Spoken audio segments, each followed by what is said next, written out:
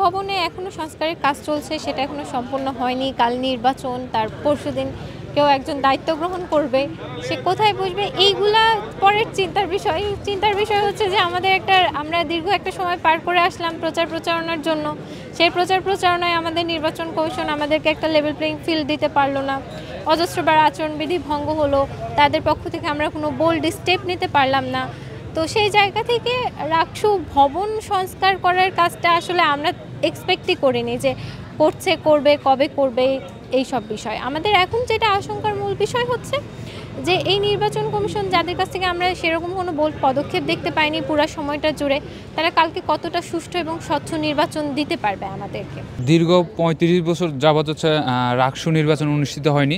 তো রাকসু নির্বাচনে অনুষ্ঠিত না হওয়ার কারণে আমাদের যে রাকসু ভবনে দীর্ঘদিন যাবত আমাদের যে সামাজিক সাংস্কৃতিক সংগঠনগুলো রয়েছে, এগুলোর কার্যক্রম অব্যাহতভাবে চলে আসছিল।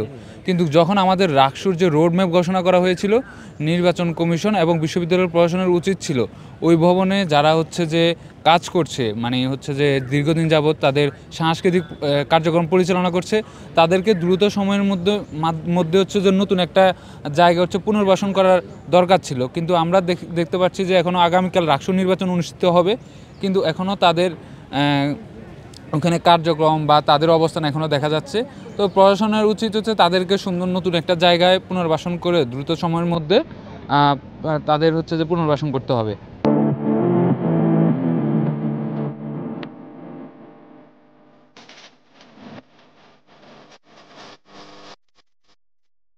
ভবনে অনেকগুলো সাংস্কৃতিক সংগঠন ছিল, সেখান থেকে কিন্তু আমরা দেখেছি যে কিছুদিন হচ্ছে সেখান থেকে সরিয়ে নেওয়া হয়েছে এবং তাদেরকে অন্যত্র ব্যবস্থা করে দেওয়া হয়েছে। তো এই কাজটা আসলে আরও আগে করা উচিত ছিল, তবে হয়নি।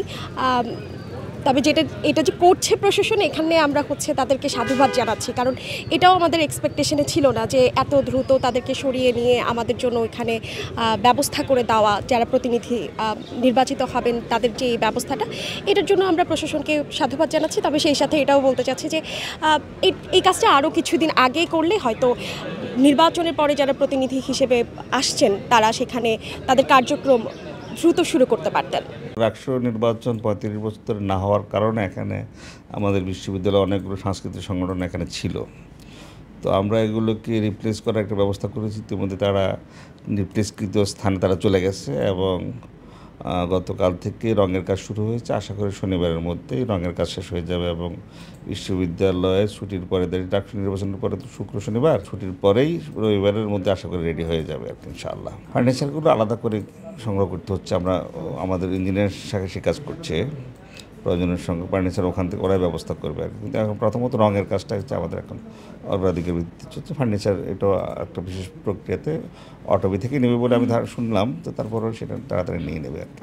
আমরা তো চাই যে নির্বাচন হয়ে গেলে দায়িত্ব গ্রহণ করার পরে যেন ওরা বসতে পারে, সেটা হচ্ছে বিষয়।